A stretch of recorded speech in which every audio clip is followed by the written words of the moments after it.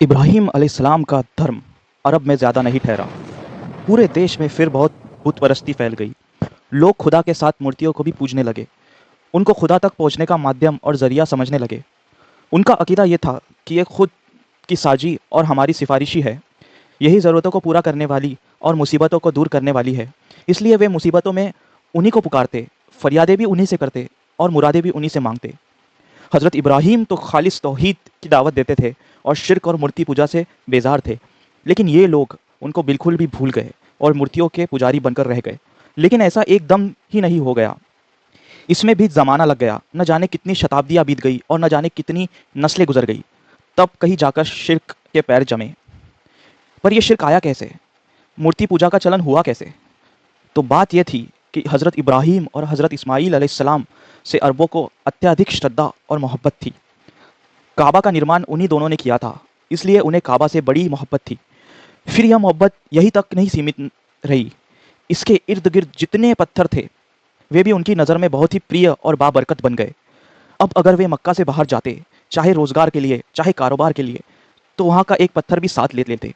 उनका ख्याल था, इससे सफ़र में बरकत होगी और मकसद में कामयाबी मिलेगी। फिर बात यहीं तक सीमित न रही।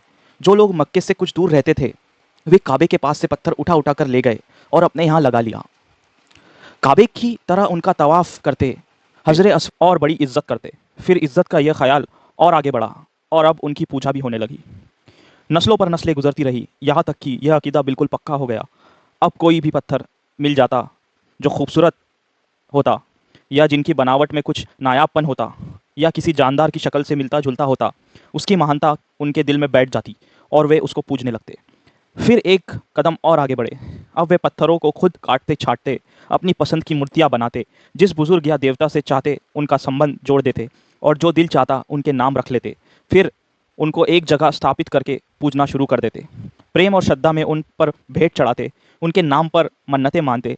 उनका ख्याल था कि इस तरह वे देवता के यहाँ सिफारिश करेंगे, बिगड़े हुए काम भी बना देंगे और आखिरत में मुक्ति और नजात के साधन भी बन जाएंगे।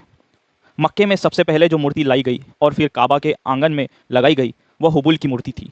उसको लाना एक व्यक्ति का काम था जिसका नाम था अम्र बिन लही। यह कई सफ़र कर रहा था। रास्ते में एक जगह से गुजर रहा था, देखा लोग मूर्तियाँ पूज रहे हैं। उसको बहुत भला मालूम हुआ। उनसे कहा, एक मूर्ति हमें भी दे दो, हम अपने यहाँ ले जाएंगे, हम भी इसकी पूजा करेंगे। लोगों ने हंसी खुशी उसे वो मूर्ति ले जाने दी और उसने वह मूर्ति लाकर मक्का में काबा के पास रख दी।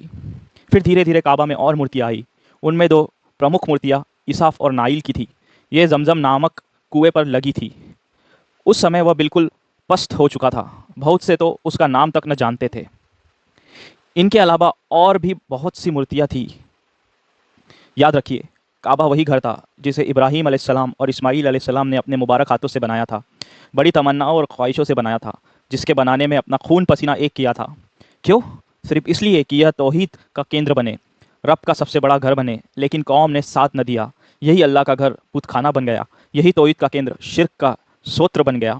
लोग इब्राहीम अलैहिस्सलाम की दी हुई शिक्षा को भूल बैठे। अब उन्हें याद भी नहीं रहा कि कभी इसी घर से तौहीद की आवाज़ बुलंद हुई थी। बल्कि अब उनके लिए इसकी कल्पना भी मुश्किल थी कि मूर्ति पूजा के अलावा भी कोई सत्य हो सकता है। जिस बाप ने मूर्तियों के खिलाफ बगावत करके पूरी कौम से दुश्मनी मोल ली थी, अब उसी बाप की औलाद मूर्तियों की रक्षक बनी हुई थी।